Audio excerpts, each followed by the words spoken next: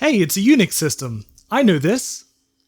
Well, it's not technically a Unix system yet, but I have big plans for this Quadra 700, a computer that I've been pining for since I was a kid, when I first saw a fictional dinosaur-themed park with questionable ethics and a lab full of these powerful and alluringly well-proportioned beige boxes. So today, let's explore this system, install a few interesting and quite beautiful upgrades, and start prepping this machine for some really big plans that I have for it, which might even include you. So stay tuned.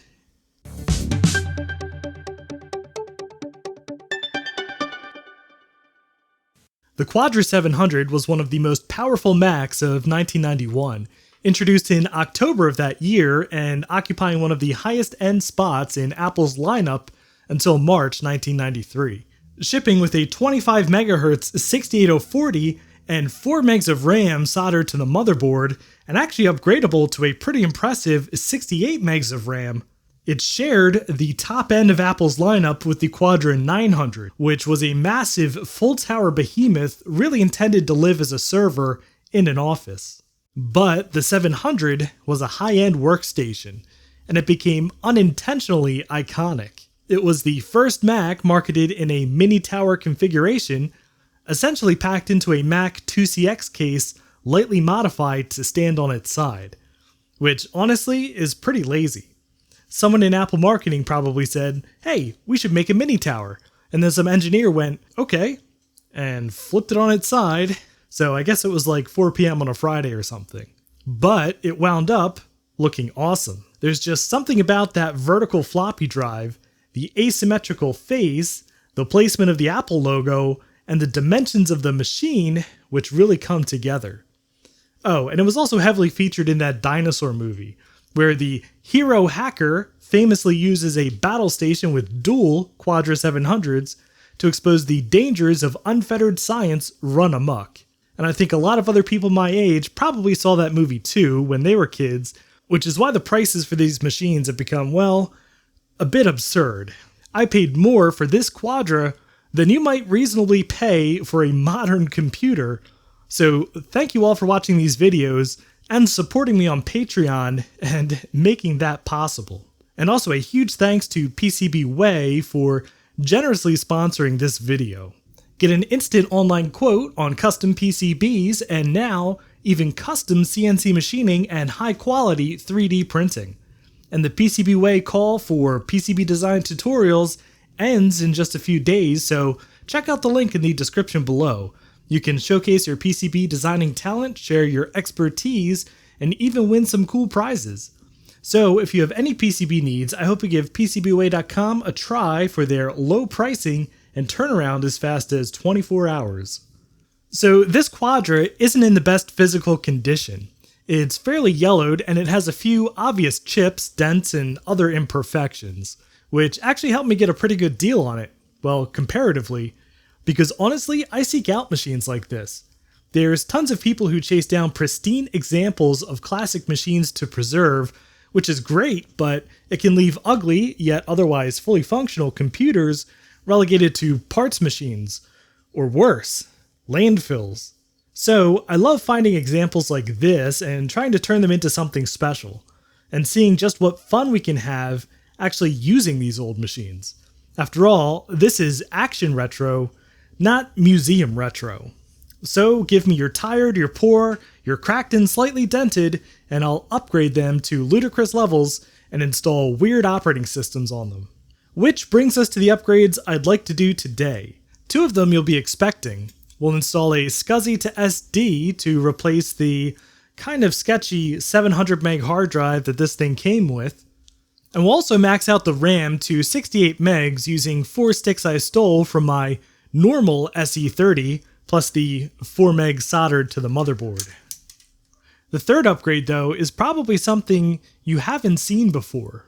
We're going to max out the video RAM using these beautiful purple VRAM sticks, which have a really interesting story behind them. So let's install the drive and the RAM, and then we'll talk about what these sticks are and what my plan is for this Quadra 700. Now this computer has to be just about the most pleasant computer ever made to work on. I mean, it's a mini tower, but really, it's a desktop just turned on its side. And if we remove these little Quadra feet here, which I actually made myself, the top of the machine lifts off with just 2 tabs in the back. No screws, no mess, no fuss.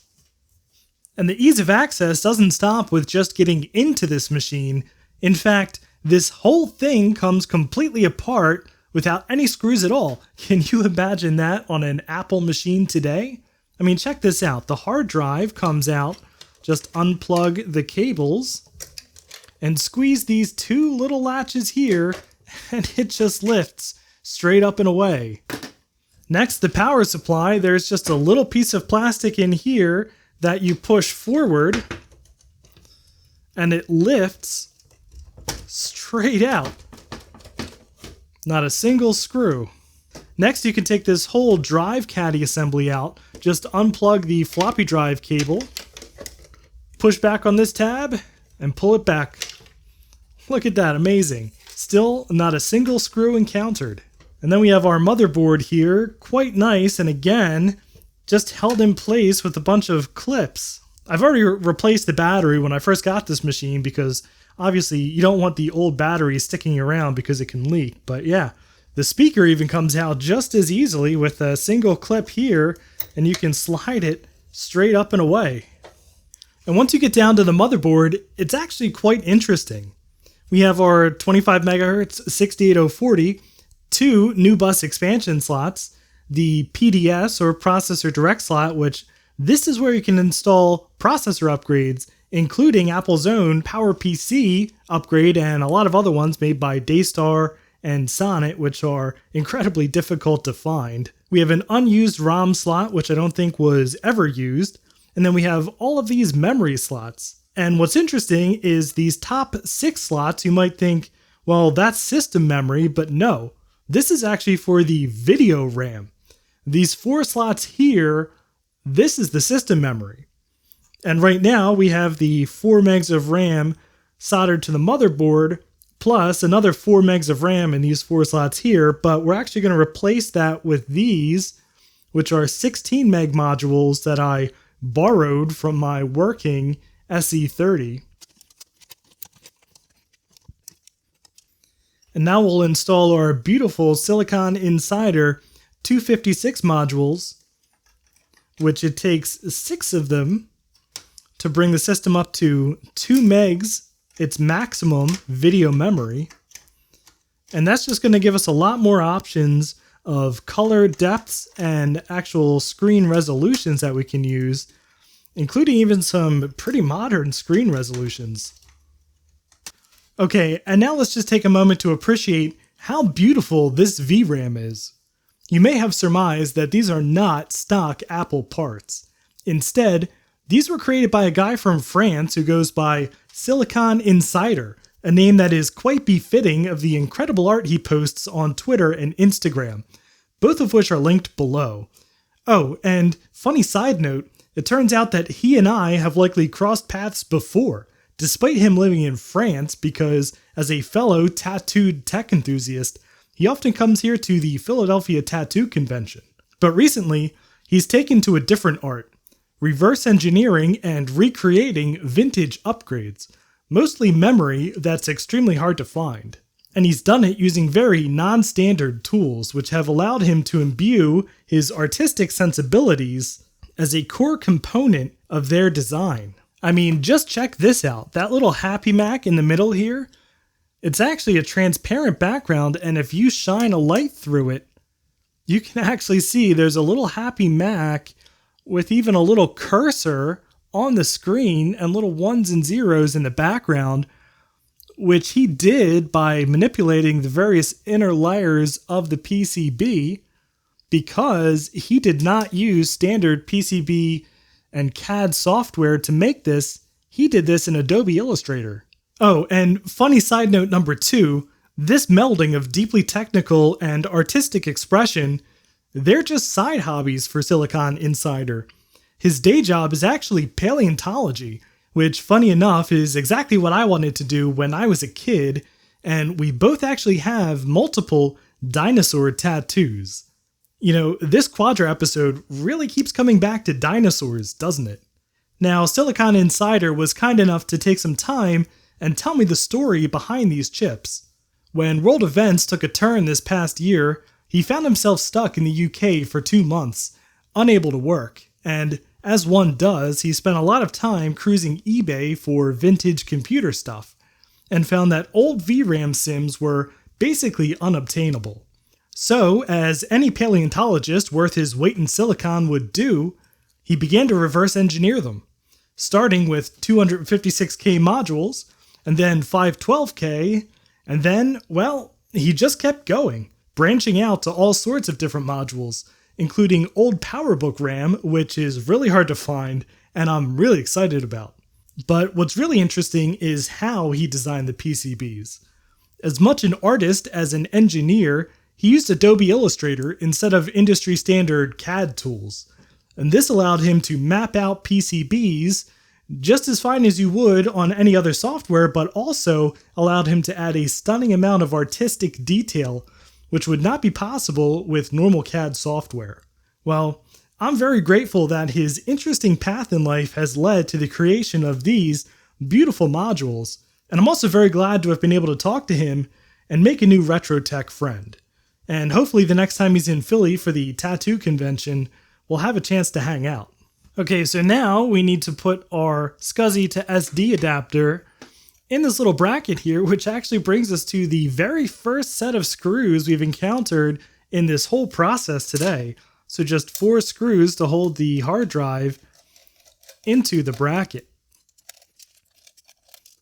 And then we'll take off the SCSI to SD bracket here because we're actually going to use this nice 3D printed bracket I found on Thingiverse, which should let us mount right in this bracket using the screws that came with it.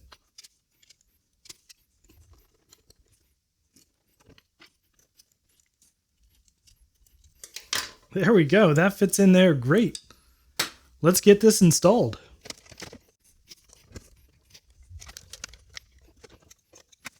There we go, that is solid. And then to test this, I've actually made an SD card from a backup of the cursed Mac. I just used DD to copy a disk image directly to it. So this is system 7.6. We'll boot this and just make sure everything that we just installed works. All right, let's power this thing on and see what happens. All right, well, we're booting into macOS without color. All right, so let's just see if we can get some color here. We'll go into Control Panel and Monitors. And look at that, we have up to millions of colors. So yeah, I guess that VRAM works. If we go to About This Computer, we'll see that, yeah, System 7.6 running on, well, what this thinks is 70 megs of memory, but it's actually 64 megs plus the 4 megs on the motherboard, so we have 68 megs of RAM, working just fine. But I don't think System 7.6 is the best version to have on this Quadra. Instead, the Quadra 700 is one of the best machines possible to run AUX, which is Apple's Unix from the 90s, which has a macOS front end and is super cool. And in fact, I think you might get to see that in person because I plan to use this as a server. As I mentioned in a couple previous videos, I'm planning on exhibiting at VCF East this year, and the theme is text adventures. My plan is to set up a local MUD, or multi-user dungeon, which is a multiplayer text-based game, and I'm going to use this Quadra 700 running AUX as the server. And I'm going to use the AUX port of GCC and the GNU tools to compile and run CircleMud. Then, on that local network, I'll have several of my Macs that you've seen in previous videos, like the cursed Mac, set up as clients that you can actually play the MUD on. And we're even planning a special new build that hopefully is going to be capable of playing the mud on a very old but very cool computer, which you'll see in some upcoming videos. And also, I'm planning on sharing the table with Steve from Mac84, who's going to be there for at least part of the time, so there's going to be a ton of cool machines between us. So definitely stick around and make sure you're subscribed to the channel, because I'm going to have a lot more videos of getting cool stuff ready for VCF, and I'm going to try to turn this Quadra into the ultimate AUX server. But as far as future upgrades for the Quadra go, AUX is really finicky about the machine it runs on. It has to be a 68K Mac, and it has to be a full 68040 or 68030 that has an FPU, and it won't run on anything else. No PowerPC, nothing. So if I'm going to use this as my AUX server, it's really not worth trying to find an upgrade to make this a PowerPC machine, even though it's possible with that PDS port. So I probably won't try to find a PowerPC upgrade. Unless I come across one, then maybe I'll go for it. Like maybe this one. Oh, and fun bonus, I found this brand new sealed in the box Zip 100 drive for Mac, which is SCSI. And I really want to use this with the Quadra because I have a USB Zip 100 drive and a Zip 100 drive in my PowerBook Pismo, and that'll make it really easy to move files around as I'm tinkering around with the MUD server. So let's unbox this and see what the brand new SCSI Zip 100 experience is like.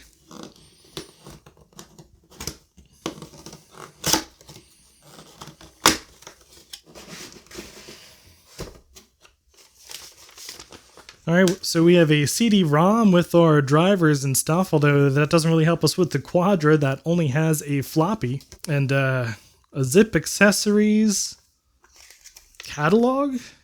Yeah. Business registration, no postage necessary. I guess I could still send that in. I mean, iOmega still exists, right? If you don't have a CD-ROM, please send me the zip installation software and a floppy disk. Simply fill out this card, include a check, money order, or credit card number, and mail it to the address below. Wait, this doesn't actually say how much money to send them. Choose shipping and handling method. So I guess you only pay for shipping, so I would send them a check for $5.50 and then allow 2 to 3 weeks for delivery for my zip installation software and a floppy disk. I'm going to visit our website on the World Wide Web. Wow, this is a very 90s looking owner's manual. But it's nice that they include a full color owner's manual with a creepy little cartoon fella right there. Cool. Alright. Brand new zip drive. And in the box we have a power cable, our zip drive itself, and a nice zip branded SCSI cable. So shiny and new plasticky.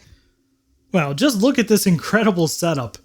This Quadra 700 with this iconic monitor, keyboard, and trackball combo, and this Tower of Power iOmega with Jazz Drive and Zip Drive. So I'm super excited for all the fun stuff that we're going to do with this machine, installing AUX and turning this into a MUD server, and hopefully you'll be able to check this out in October for yourself if you come to VCF East in New Jersey. But if you enjoyed this video, I'd appreciate a thumbs up, and if you'd like to see more Quadra shenanigans like this, please subscribe down below, and thank you very much for watching. And a special thanks to Justin, Greg from Hrutk Mods, Chris, Sorta Eclectic, Connor, and Spike, who are my highest tiered patrons, and all of my Patreon supporters for helping to make these videos possible.